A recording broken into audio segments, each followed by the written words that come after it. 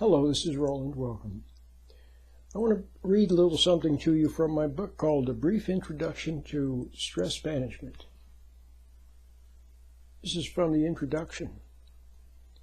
Most of us would like to deal with life's problems with calmness and understanding. Instead, we find ourselves reacting and becoming upset. The more upset we are, the more resentful we become towards others. We become impatient with them, and then we become impatient with ourselves. We usually end up blaming others for upsetting us, though the real cause is our lack of self-control. Well, that's a good beginning. See, that's everyone's problem. Except for those few, except for those who learn to calm down and not react. And some people appear not to be reacting. On the surface, they appear calm. And they are to some extent, but underneath, they're reacting. Here's the reason. We are fallen beings. We fell in the Garden of Eden. Adam fell from being a bright-natured being that could have lived forever to fell into the animal, into the flesh. And then he inherited, see, he had a life that could have been forever. He could have lived forever, perpetually renewed by God. But he fell into the animal, and he inherited then this animal life, which is a life of reacting and being subject to the environment and then dying. Okay? And reproducing to produce the next generation of the same kind of animal, which then dies and produces the next generation. See? Well, that's our lineage. That is our lineage when we're born. You can't help it. That's what you inherit. Okay? So let's talk about this business of reacting. The animal is completely subject to its environment, which is understandable, and that's the way it should be. What else would an animal be subject to? Okay? If the animal lives in somebody's home, then it's subject to the environment and to the people in that home, but they are part of the animal's environment. So all that an animal can do is react, and then change. React, change, adapt, to be in tune with that environment. See, it's important that the animal be in tune with it, to detect what's happening and to alter its behavior, and to adapt to changing conditions. When it gets cold, the animal has to grow more fur. And the animal shivers if it's cold to generate body heat. And then if it's warm, the animal pants, or the animal... See, the animal has to be in tune with the environment. And there's a kind of a mental in-tunement, if you want to call it. So the animal has... so let's put it this way. The animal is subject to the environment. And so the environment is the animal's lord, if you want to put it that way. And there's what you could call animal magnetism. It's the attraction of the environment, the hold of the environment upon the animal. So the animal is held and controlled by its environment, but it also responds to, and it loves that environment. That's its environment. It loves it. Okay? Certain fish love certain parts of the ocean, certain ocean plants. Deer love to be in the forest. See, certain animals, lizards, love the desert. It's just, that's their environment, and they love it, and that's where they feel comfortable, and there's a rapport and a subjectivity. There's a hold on the animal by the environment. The animal keeps going back, okay? Well, so we become subject to that also, having fallen from the spiritual life into this earthly fallen life. That's what we inherit. So we're subject to the environment, which consists of mainly of other people. And so you find yourself reacting, okay, and adapting. See, changing, being changed by this environment, which is your Lord. Okay? Well, you see the problem, don't you? Somehow deep down inside we sense that we weren't meant to be just animals reacting to the environment. But, so here's the thing. When we have fallen, and then in our life we fall even more, I'll get to that in just a moment. But the basic fallen ego, okay, grows up to be a big ego, subject to the environment and reacting to the environment. And there's a rapport. There's a hold that the environment has on you. See, whatever it is. You're born in cannibal society, then this cannibal society has a hold on you. Okay? You're born in a small town in Midwest America, then that's the kind of hold. See, it just depends where you're born, what you're subject to. But it has a hold on you, and to it you keep going back. What's the old expression? You can take the boy out of the country, but you can't take the country out of the boy. I'm sure you've heard that. Maybe you haven't, but a lot of people have heard that old expression. See, somehow it gets inside of you, and then you need it. See?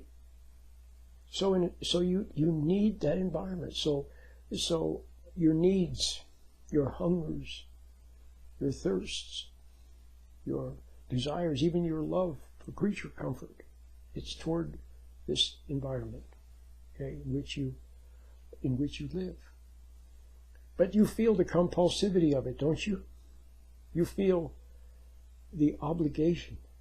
You feel the pressure to react, see? And of course other people pressure you and tease you, which increases your reactivity. But now, let's talk about the other side of we humans. See, we're not complete animals. We also have a soul. So we're part heaven and part earth, part immaterial and part material. Okay? And so therefore, your consciousness, okay, can,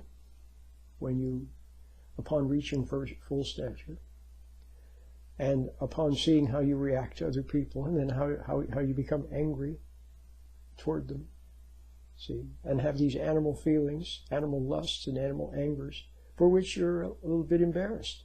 See, they're natural, and yet they're not natural. You feel a little embarrassment about them. Okay, and then you see that what's done to you in this environment, you turn around and do it to others, and it's a life of compulsivity. There's no freedom, and there's exploitation. See, because other people and sense your vulnerability, and they make good use of that vulnerability. It gets you to serve them. They know that once you react to them, then when they make their demands, you feel a compulsion to obey them, see. But we have another side. We have this soul, okay? Your soul sees something wrong with your compulsivities, but you see that you can't change yourself. And your soul can yearn for something more. You don't even know what it is, but you yearn for it, okay? Something beyond the scrap heap, beyond the sewers of existence, okay? Well, see, you have a consciousness. Now, with this consciousness, you have a sense, you can sense right and wrong. Even when you were a little child, 3 or 4 years old, if you saw injustice, someone was treating you unfairly, or another child was being treated unfairly, you saw the injustice. Now, how did you see that? See, because you have a consciousness. Well, it's your conscience. Now, if you always lived in tune with your conscience, you didn't stray from it, then you would grow up to be a big ego, still with your natural animal needs and so on. Nevertheless, not corrupted. Okay? So, relatively innocent. but with this fallen nature. You wouldn't be too far from being able to make a short transition to a new subjectivity. Remember, we said the animal is subject to the environment, and we, as animals, are subject. So there's an animal magnetism that affects us too. And hypnosis. See, hypnosis is subjectivity of the mind. It's a rapport, see, between your mind and the environment that has a hold on you. And emotions. Emotions also are that rapport. That's how the environment communicates with you, through emotions. So through emotions, hypnosis, animal magnetism, okay, and then of course conditioning and so on, you become completely subject to the environment. So now you see the problem with corruption, with promiscuity, for example. You see the problem with taking drugs or smoking marijuana. See, because you become subject to them. See, you become addicted to them. That becomes your environment, and you adapt to it, and then you need it. See, some people can adapt to junk food, then they got to have their junk food. See? Well, you've discovered that if you struggle with it, it doesn't help. Struggling doesn't help. If anything, it increases the hold. The energy that you give to that struggle increases the hold. So the answer then is to yearn for something good, something pure, something noble. Okay? Now humans yearn for freedom. Now that's another thing. See, that's another proof. Another proof that we're not just animals. We yearn for freedom. See, and you taste a little bit of freedom maybe when you leave home and get an apartment on your own, or go to college or something. You taste a little bit of freedom. But people yearn for freedom. But you see, in our fallen ego state, we misinterpret what freedom is. We think freedom is free to do your own darn thing. Eat too much and smoke too much and drink too much and carouse too much and be angry too much and get what you want, and other people get out of your way and give you what you want. See, that's what we think of as freedom. To have all the pleasure we want. That's what we see. So but still something deep in you is yearning for freedom, and you know that in the pleasures and the drugs and the excitements and all those things, you know that that's not. See, after you've tasted of it. So we yearn for freedom. Okay? Well, freedom, what would freedom be? And I'm going to make an end to this little recording. What would freedom be? It would be becoming free from the compulsivity. Free from the... See, eating is natural in our fallen state. It's natural to eat and to be hungry when you're hungry, or to be thirsty when you're thirsty. It's perfectly natural. And to get married and have kids and raise them, that's perfectly natural. See, that's natural. Unnaturally natural. It's natural, and yet you can sense that it's not the be-all and end-all. There has to be something more. But the problem is, in our lives, we become corrupted from the natural to the unnatural. And we compensate from natural compensations to build this body and to grow to full stature, and to take in from the environment to grow our ego and so on. But then when we continue with that process, then it becomes overcompensation, and it becomes corruption. Okay? And the more you take in, the more you look to the environment. Just like an animal will hunt and peck for things in its environment. The more you look to the environment to satisfy you, the more you become subject to it. See? You see how that works? Well, so the answer then is to yearn for something else. And to see the natural and see that it's not the be-all and end-all, and yet not to resent yourself, not to resent the natural.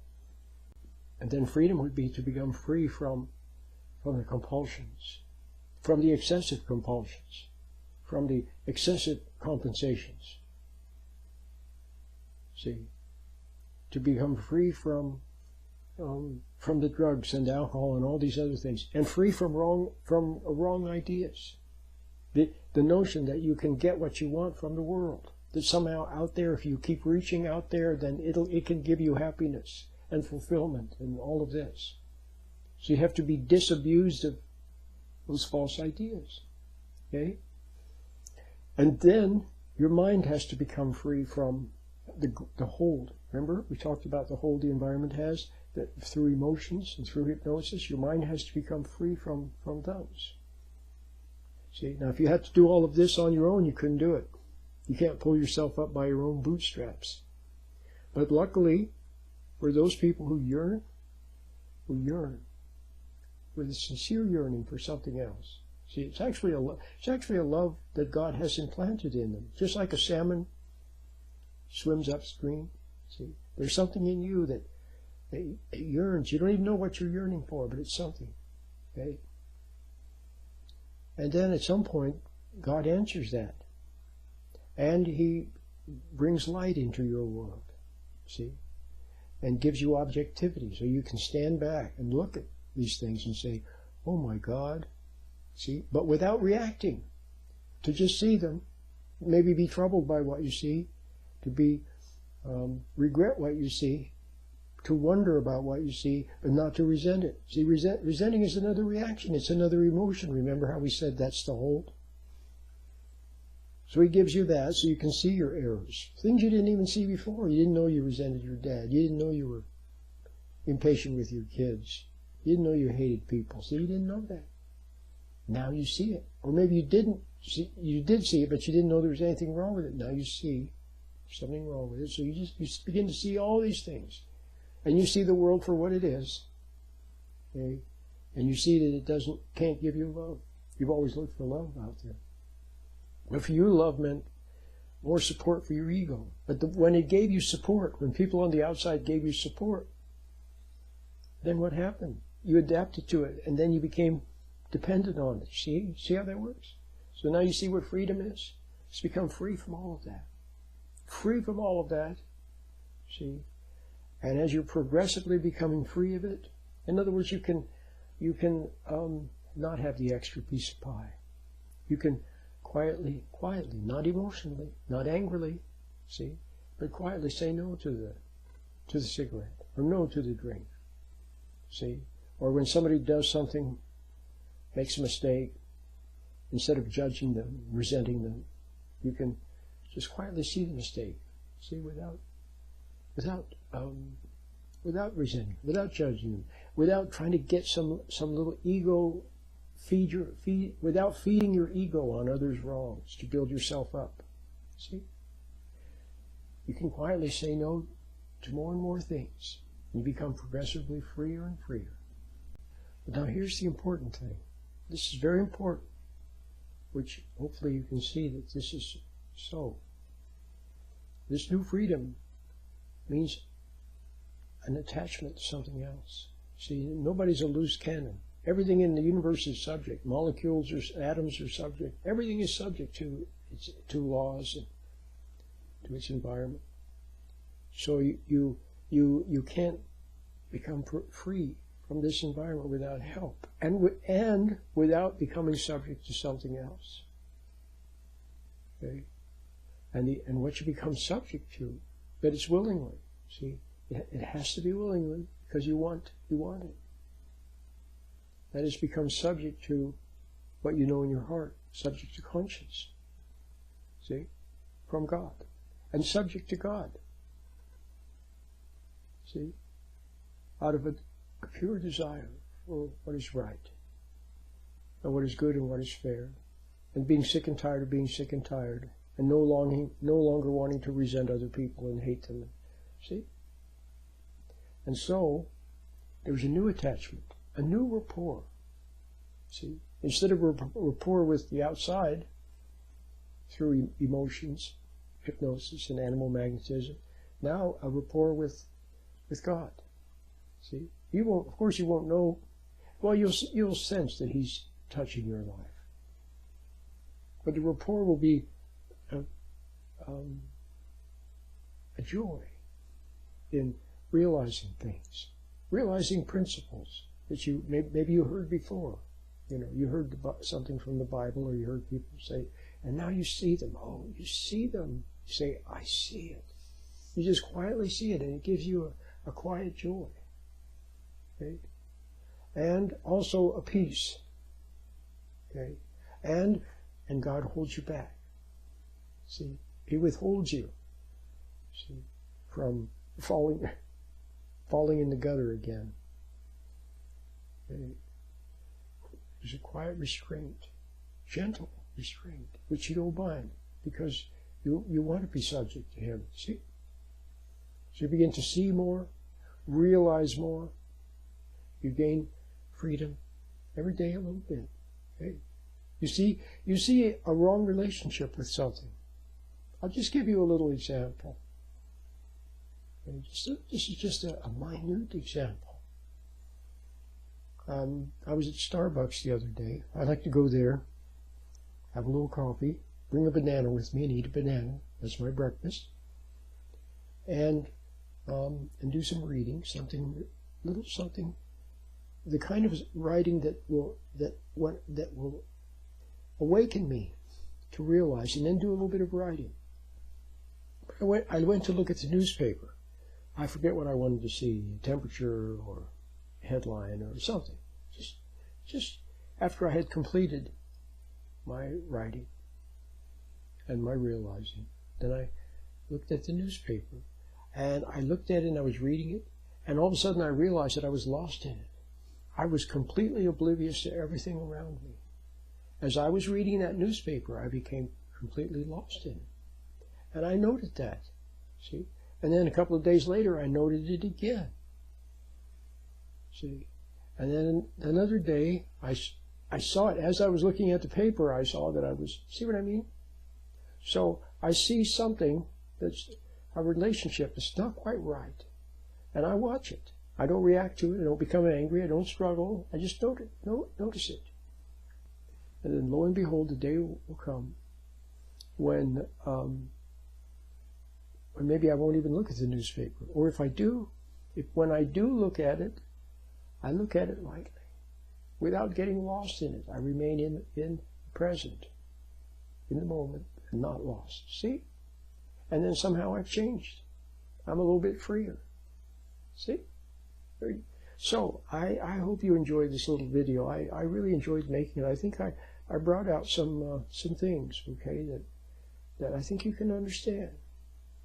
And now you see why I always talk about the meditation, see? Because the meditation facilitates, it's just a little tool, that's all it is, that facilitates this process of standing back and observing and being a little closer to your inner ground of good.